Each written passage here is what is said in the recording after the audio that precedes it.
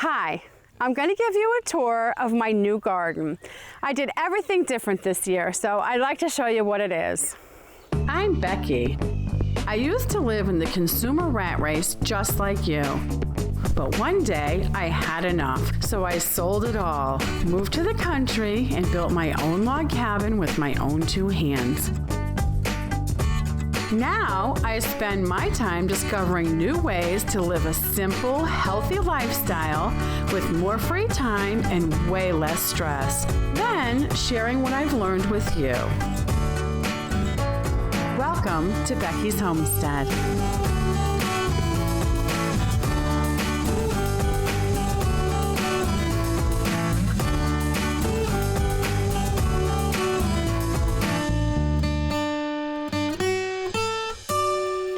Okay, I have already shown you, I wanted a little like sculpture, so I did my log bench, which just adds a little interest to it. And here are some containers. I am going to become the container queen. So when I find good containers at a store, I'm going to let everybody know where they are and the price of them and everything else. I can't do a garden in the ground. It just doesn't work for me. So the container stuff seems to grow better. So I'm just going to stick with that for now. And one thing I like about that is most everybody has a little entranceway, a little patio, a deck, a balcony. So I think container gardening is a really good thing to start getting into. And I think there might be more interest in that. And it's really easy because I've been like a total garden failure and it seems to be working with the containers. So I'm going to stick with that and just go down that road. So I'm so happy. So here in this one, and this is by seed, which even makes me happier because those little plants get pricey year after year. So I did these by seed. This is squash. And in this one, I have eggplant, which I do know from past experience is very slow growing. So there's little baby eggplants in those too. And since you can grow more in containers, I'm probably going to plant something else over here. I'm just not quite sure yet.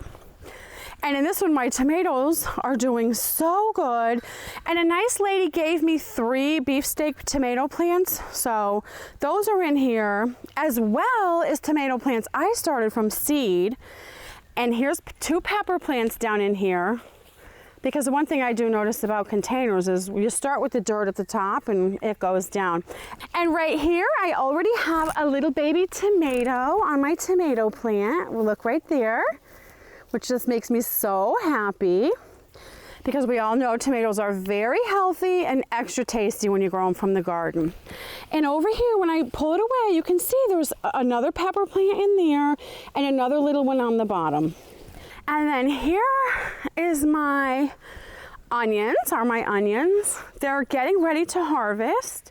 I'm really good with onions, I don't know why. So they can have a very shallow container. And they don't like a lot of water. That is one thing I've noticed about plants that I am learning. Some like a lot of water and some don't like water. Onions don't like a lot of water. When these tops turn brown, it'll be time to harvest them. So they're not brown yet, but you can see they're turning. So they're kind of a winter crop.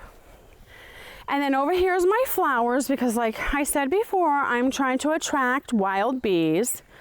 So my roses are in bloom, which I think they're so pretty. They start out like pink and orange, and then they turn to like white and maroon color. And everything runs around in my garden too, so it has to be a pretty hardy garden or it won't survive around here. Those are 2 bulbs that have come up. Those ones we planted 8 inches deep, so it had to grow quite a bit to stick up that far. Here's the wisteria, and these are all the daisies. These 2 are bulbs. These are bulbs. Now this one I pulled up because I thought it was a weed and I noticed it was one of the bulbs I planted. Interestingly, I put it in the ground upside down because I don't know which way they go, and it grew out the bottom and turned around and came up to the top. So I'm not sure if I should turn it the right side way. I don't know. All these are daisies because I just shook the seeds last year and they just came up everywhere, which they're really pretty in yellow. More bulbs, more bulbs. My butterfly plants, look, they went to seed. You can see I've been taking care of them and watering them. These are little seeds, so I'm going to try to move the ground and see if more will grow. I'd like a lot of those for the monarch butterflies. So that's nice, because I mean, I paid for that plant and look how easy it went to seed, so that'll save me some money. One thing I want to say that's kind of funny is it seems like if you just do flowers in the ground, they seem to come up way easier than the vegetables, because I don't really do anything different and the flowers are doing great, but when I put vegetables in the ground, the vegetables don't do great. So I don't know how that is, but that's okay. It is what it is. I wanted to make a very distinguished wall to my courtyard. So I wanted a cute little arch, and I bought a jasmine right here. So I'm in the process this evening of attaching the jasmine to the arch so it can grow over the arch. And this jasmine has a very pleasant fragrance when it's in bloom, and it blooms maybe 3 times a year. Also, it's an evergreen, so the arch will be green all year round. This right here is a Crape Myrtle, which blooms all summer and well into the fall.